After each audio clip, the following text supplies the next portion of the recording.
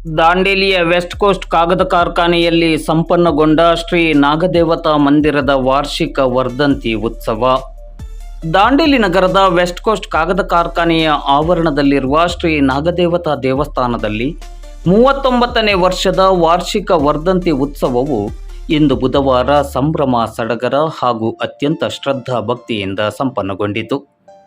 ಸೋಮವಾರ ರಾತ್ರಿಯಿಂದಲೇ ವಾರ್ಷಿಕ ವರ್ಧಂತಿ ಉತ್ಸವದ ನಿಮಿತ್ತ ವಿವಿಧ ಪೂಜಾ ಕಾರ್ಯಕ್ರಮಗಳು ಹಾಗೂ ನಾಗದೇವತಾ ಆರಾಧನೆಗಳು ಶ್ರದ್ಧಾ ಭಕ್ತಿಯಿಂದ ಪ್ರಾರಂಭಗೊಂಡಿತು.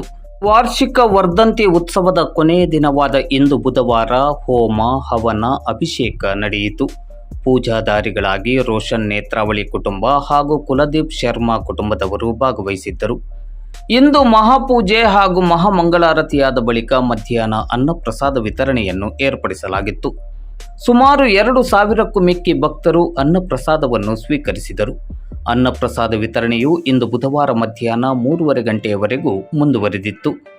ವಾರ್ಷಿಕ ವರ್ಧಂತಿ ಉತ್ಸವದಲ್ಲಿ ಕಾಗದ ಕಾರ್ಖಾನೆಯ ಕಾರ್ಯನಿರ್ವಾಹಕ ನಿರ್ದೇಶಕರಾದ ರಾಜೇಂದ್ರ ಜೈನ್, ಕಾಗದ ಕಾರ್ಖಾನೆಯ ತಾಂತ್ರಿಕ ವಿಭಾಗದ ಅಧ್ಯಕ್ಷರಾದ ಅನುಜ್ ತಯಾಳ್, ಹಣಕಾಸು ವಿಭಾಗದ ಮುಖ್ಯಸ್ಥರಾದ ಅಶೋಕ್ ಶರ್ಮಾ, ವಾಣಿಜ್ಯ ವಿಭಾಗದ ಉಪಾಧ್ಯಕ್ಷರಾದ ರವಿ ಗೌತಮ್, ಮಾನವ ಸಂಪನ್ಮೂಲ ವಿಭಾಗದ ಹಿರಿಯ ಉಪಪ್ರಧಾನ ವ್ಯವಸ್ಥಾಪಕರಾದ ವಿಜಯ್ ಮಹಂತೇಶ್, ಸಾರ್ವಜನಿಕ ಸಂಪರ್ಕಾಧಿಕಾರಿಗಳಾದ ರಾಘವೇಂದ್ರ ಜೆಆರ್ ಮತ್ತು ರಾಜೇಶ್ ತಿವಾರಿ, ನಿರ್ವಹಣಾ ವಿಭಾಗದ ಪ್ರಧಾನ ವ್ಯವಸ್ಥಾಪಕ ಎನ್.ಕೆ. ಸಿಂಗ್, ಬ್ಲಾಕ್ ಕಾಂಗ್ರೆಸ್ ಅಧ್ಯಕ್ಷರಾದ ಮೋಹನ್ ಹಲ್ವಾಯಿ ಸೇರಿದಂತೆ ವೆಸ್ಟ್ ಕೋಸ್ಟ್ ಕಾಗದ ಕಾರ್ಖಾನೆಯ ಅಧಿಕಾರಿಗಳು, ಸಿಬ್ಬಂದಿಗಳು ಹಾಗೂ ಭಕ್ತಾಭಿಮಾನಿಗಳು ಹೆಚ್ಚಿನ ಸಂಖ್ಯೆಯಲ್ಲಿ ಭಾಗವಹಿಸಿದ್ದರು. ನಿನ್ನೆ ಬುಧವಾರ ಶಾಸಕರಾದ ಆರ್.ವಿ. ದೇಶಪಾಂಡೆಯವರು ಶ್ರೀ ಸ್ವಾಮಿ ಸನ್ನಿಧಿಗೆ ಆಗಮಿಸಿ ಶ್ರೀ ಸ್ವಾಮಿಯ ದರ್ಶನವನ್ನು ಪಡೆದುಕೊಂಡಿದ್ದರು.